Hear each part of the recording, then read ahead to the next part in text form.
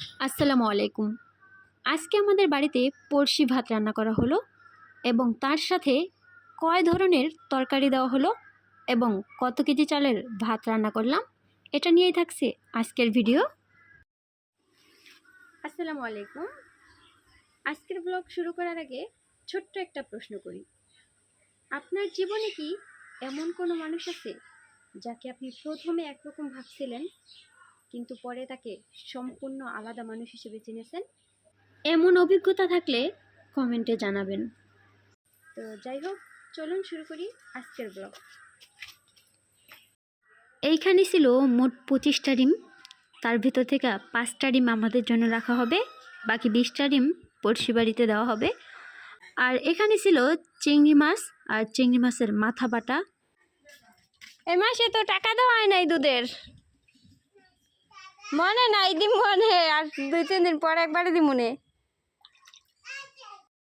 এই তো এখানে মুরগির গোশ আলু দিয়ে ঝোল ঝোল রান্না করা হলো। আর এখান থেকে মাত্র 2 টুকরা গোশ আমি আমার মেয়ের জন্য রেখে দেব। তারপর এখানে ডিমও রান্না করা হয়ে গেছে। আর আমি কিন্তু আগেই বলছি, এখানে কিন্তু মোট 25টা ডিম, এর ভেতর থেকে 5টা ডিম আমাদের, বাকি 20টা ডিম পড়শি বাড়ির। যেহেতু আজকে রান্না বেশি, যার কারণে আমাদের জন্য এক্সট্রা করে কোনো কিছুই রান্না করা হয়নি।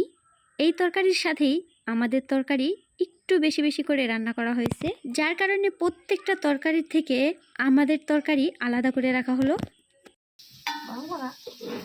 তোমার বাংলাটা বেশি রাখবা, খালি এই যে তোমার বাংলাটা উঠাও, এই যে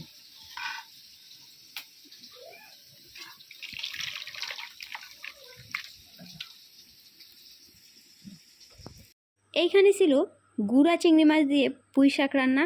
আমার কাছে কিন্তু এই পুঁই শাকটাই সবচেয়ে বেশি ভালো লাগছে। আর এই পুঁই শাকগুলো কিন্তু আমাদের নিজেদের ক্ষেতের, যেখান থেকে কিনা আমাদের এলাকার সবাই এই পুঁই শাকগুলো কিনে নেয়। পুঁই শাকগুলো কিন্তু খেতে খুবই মজা, যার কারণে যে একবার খায় সে আবার আসে নিতে। ডাল কিন্তু আগেই রান্না করা হয়ে গেছে, ওইটা কিন্তু আমার ভিডিও করা হয়নি।